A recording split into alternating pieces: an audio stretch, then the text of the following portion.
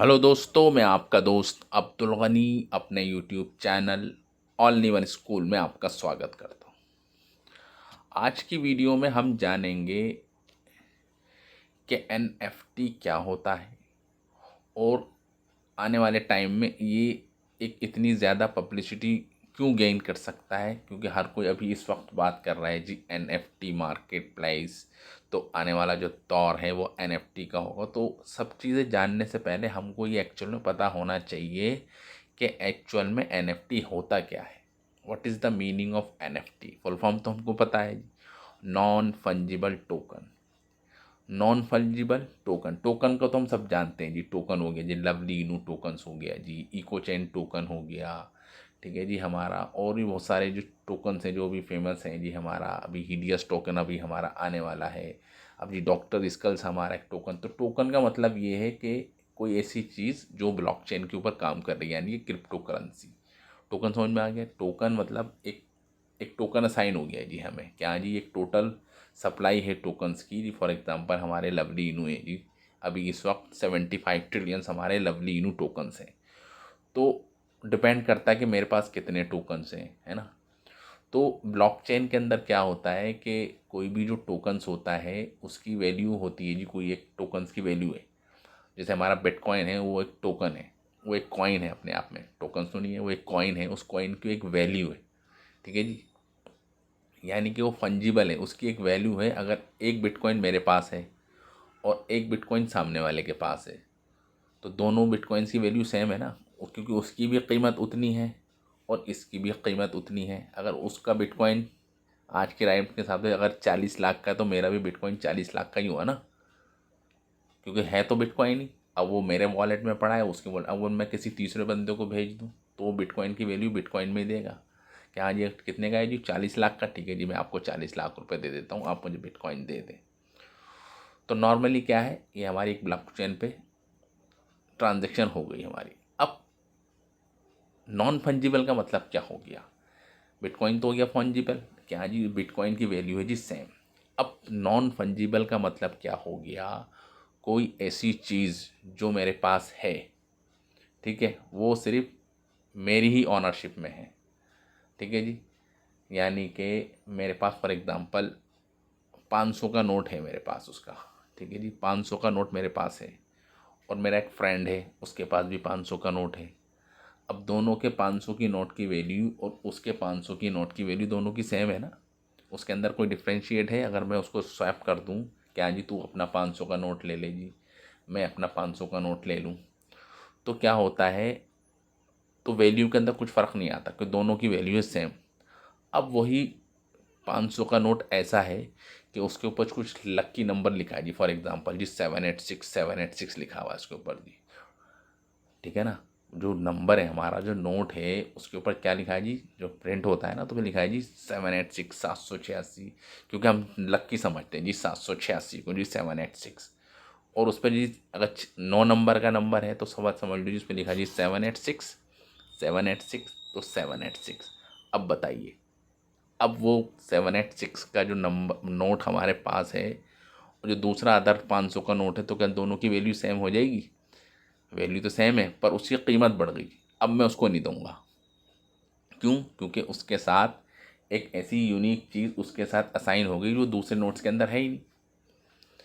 For example अगर 9 number के digit के सारे नोट्स है, तो ये नंबर तो यूनिक हो गया ना, समझे? ये नंबर तो यूनिक हो गया क्योंकि ये नंबर दोबारा रिपीट होगा ही नहीं उस नोट्स के ऊपर।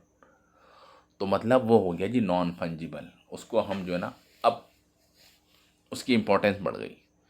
तो ऐसी क्रिप्टो करेंसी मार्केट के अंदर, यानी कि डिजिटल मार्केट जो आज के टाइम में हमारी चल रही है, डिजिटल मार्केट मतलब हर चीज़ डिजिटल हो गई है जी।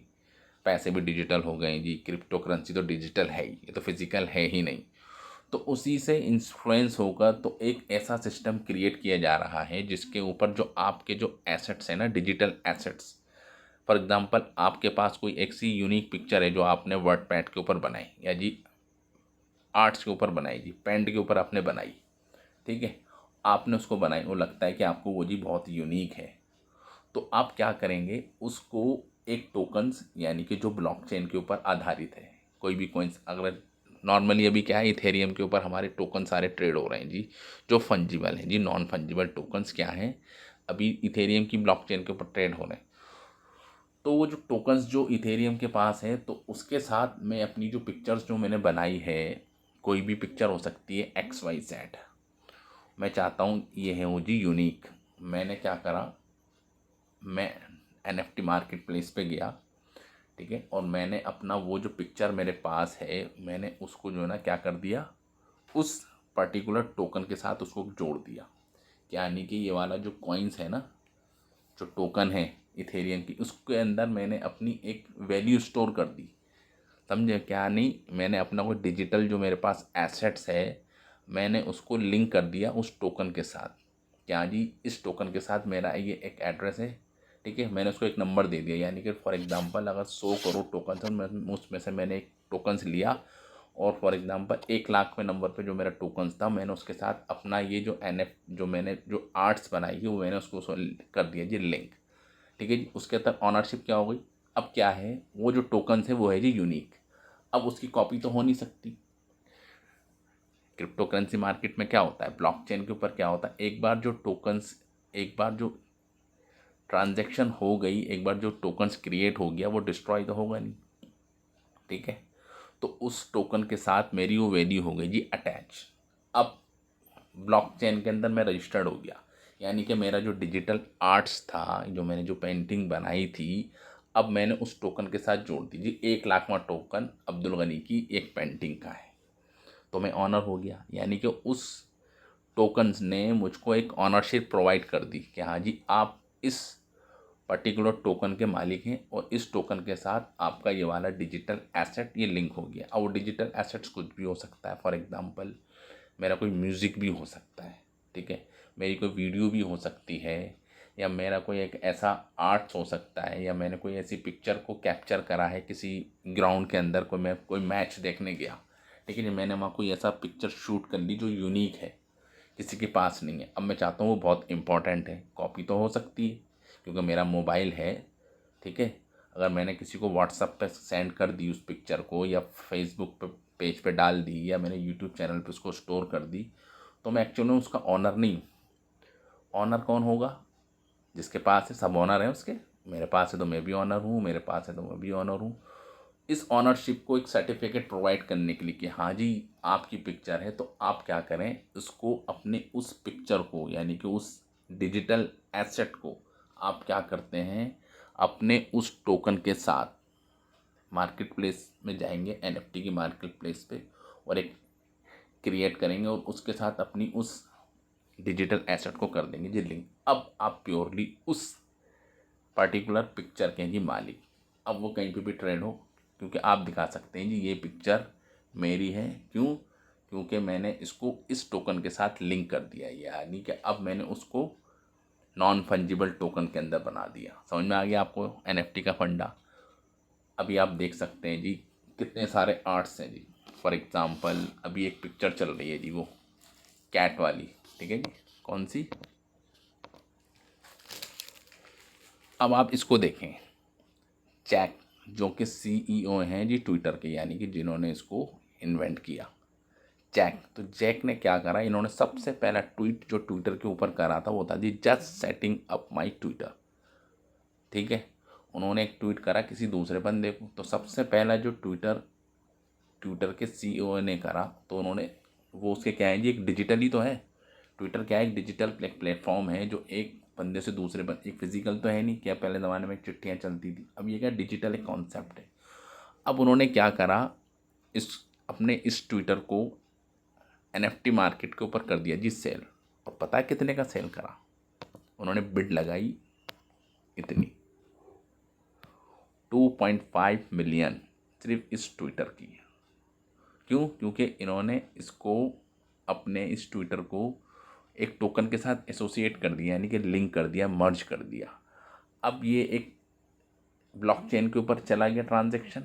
और ब्लॉकचेन के ऐसी है कि एक डिजिटल एक लेजर होता है, एक एक कह सकते हैं जी एक स्टोर होता है, जहाँ पे सारी चीज़ें स्टोर होती हैं पर्टिकुलर नेटवर्क्स के ऊपर, यानी कि पूरी दुनिया में जितने भी कंप्यूटर्स हैं, मोबाइल्स हैं, उनके ऊपर क्या होता है, एक लेजर मेंटेन होता है कि हाँ जी वो डुप्लीकेट नहीं हो सकता है जी। एक लेजर जहाँ मेंटेन हो गया तो हो गया, उसको डिस्ट्रॉय नहीं कर सकते, उसको चेंज नहीं कर सकते।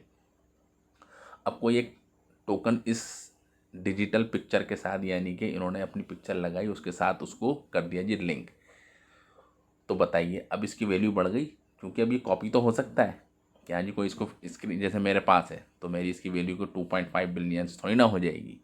तो एक्चुअल में क्या है कि उस टोकन के साथ जैक डॉर्से ने अपने उस ट्विटर को कर दिया लिंक। अब वो टोकन जिसके पास रहेगा वो है असल मालिक उस चीज़ का, यानी कि एक अथॉरिटी, एक सर्टिफिकेट प्रोवाइड कर दिया उस टोकन ने उस पर्टिकुलर डिजिटल एसेट्स को कि you are the real owner. जिसके पास वो टोकन होगा वही असल में उसका मालिक होगा। और उसकी अथॉरिटी को कैसे चेक करेंगे, कैसे वेरीफाई करेंगे, उसको हम वेरीफाई करेंगे जी ब्लॉकचेन के थ्रू। तो समझ में आ गया, ब्लॉकचेन एक तो होती है हमारी क्रिप्टो करेंसी के अंदर यूज़, और एक ब्लॉकचेन हमारी हो रही है जी डिजिटल एसेट्स को एक पर्टिकुलर ब्लॉक के अंदर असाइन करने के लिए। समझ में आ गया आपको कि एनएफटी क्या है। तो इसका इतना क्रेज़ क्यों बढ़ रहा है टाइम टू टाइम, क्योंकि आने वाला टाइम सब डिजिटल है। हर कोई अपनी डिजिटल चीज़ को ऑक्शन करेगा। फिजिकल चीज़ तो फिजिकल है, उनको लेके जाना, उनको कैरी करना थोड़ा दुश्वारी है, पर डिजिटल चीज़ें ऐसी हैं कि आप उसको कहीं भी स्टोर कर सकते हैं।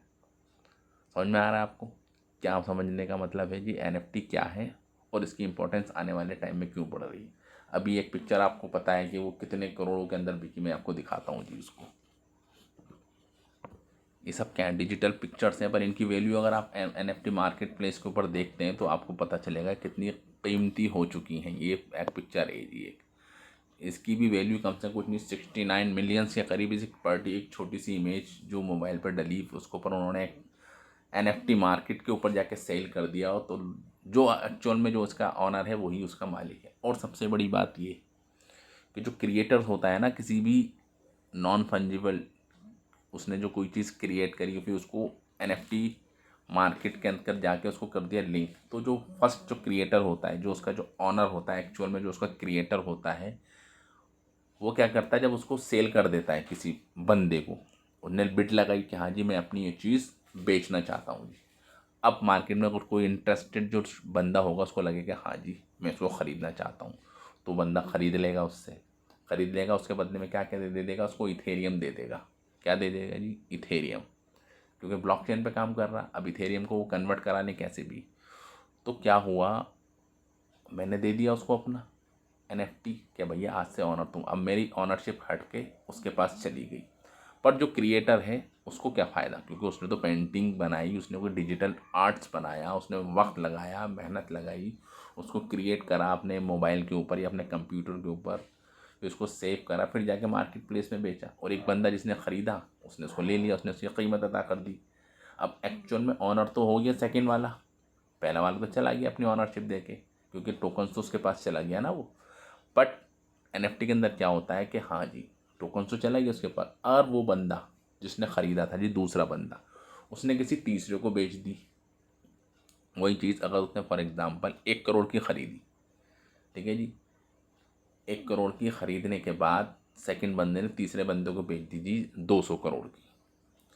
अब 200 करोड़ के अंदर से जो फर्स्ट जो क्रिएटर है ना, जो उसका क्रिएटर था फर्स्ट वाला जिसने उसको बनाया, उसको उसने ईजाद करा, इन्वेंट करा, जो उसको रियलिटी के अंदर लेकर आया, उसकी इमेजिनेशंस थी ना, उसने उसको शक्ल दी एक पिक्चर की डिजिटली।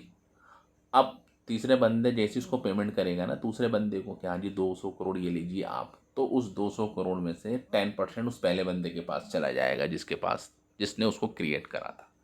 तो फ़ायदा हुआ उसको, एक रॉयल्टी इनकम उसको मिल गई। क्या मिल गई, एक रॉयल्टी इनकम उसको मिल गई। अब तीसरा चौथे चौथे को बेचेगा तो फिर उसको 10% मिलेगा उसका, जो भी जितने बेचता है। तो क्या कहते हैं, ये एक चेन चलती रहेगी ब्लॉकचेन के ऊपर, ये टोकन जो है ना सर्कुलेट करता रहेगा एक बंदे से दूसरे पे, दूसरे से तीसरे पे। अगर उस पर्टिकुलर इमेज की वैल्यू होगी ज़्यादा तो एक स्पेकुलेटिव जो है ना एक माहौल क्रिएट होता है कि हाँ जी इस एक कोई चीज़ है उसकी बस वैल्यू है, मेरे को अच्छी लग रही है, ठीक है जी मैं उसकी कीमत दे सकता हूँ। किसी सामने वाले को समझ में नहीं आ रही कि एक्चुअल में ये क्या चीज़ है। तो डिपेंड करता है कि सामने वाला बंदा उसको कितने में ख़रीदना चाहता है। तो समझ में आ रहा है आपको NFT क्या है, NFT कैसे काम करती है, और आने वाले टाइम में इसका बहुत ज़बरदस्त क्रेज़ होने वाला है। और जो ब्लॉकचेन इसको ज़्यादा फैसिलिटी प्रोवाइड्स करेगी, जो ज़्यादा इजीली इसको ट्रांजैक्शन को एसोसिएट, अभी तो इथेरियम पे चल रहा है, ठीक है, और भी बहुत सारे टोकन्स हैं जो इस पर काम कर रहे हैं टाइम टू टाइम, जैसे टेजोस हो गया हमारा, ठीक है, और भी बहुत सारे कॉइन्स हैं, टेजोस हो गया, एक फ्लो के नाम से चल रहा है ना, एक हमारा चिलीज चल रहा है, वो भी NFT के ऊपर काम कर रहा है, क्योंकि आने वाला टाइम NFT का है। तो जो कॉइन्स भी डोमिनेट करेगा जी NFT के अंदर, तो उसकी वैल्यू तो बढ़ेगी ना। नहीं जी, हम तो इथेरियम के साथ इसको जो ना एसोसिएट करना चाहते हैं। बहुत से कहेंगे नहीं जी मैं तो किसी और ब्लॉकचेन के साथ लगाऊंगा, वो जी सस्ता है। तो डिपेंड करता है, लोगों की अपनी मेंटेलिटी है क्या है। तो एक्चुअल में वर्क सबका सेम है, समझे ना। तो आपको आई थिंक समझ में आ गया NFT क्या है और इसके आने वाले टाइम के अंदर क्या एडवांटेजेस हो सकते हैं। बस नज़रिया है देखने का, बस और कुछ नहीं है। बिटकॉइन क्या एक नज़रिया था, नज़रिया एक सोच थी लोगों की। जब स्टार्टिंग में आया तो किसी ने एक्सेप्ट नहीं करा उसको, क्या बिटकॉइन कैसी बातें कर रहे हो, डिजिटल डिजिटल डिजिटल। तो आज उस बिटकॉइन की वैल्यू देख लीजिए आप। तो आने वाला टाइम ये NFT का है, क्योंकि टेक्नोलॉजी दोनों की सेम है जी। ब्लॉकचेन कैसे काम करेगी, इसके अंदर कितनी एडवांसमेंट आएगी, वो तो वक्त बताएगा। तो आई थिंक आपको समझ में आ गया कि NFT क्या है। तो वीडियो को करते हैं जी क्लोज्ड। तो thank you very much for this video. जय हिंद।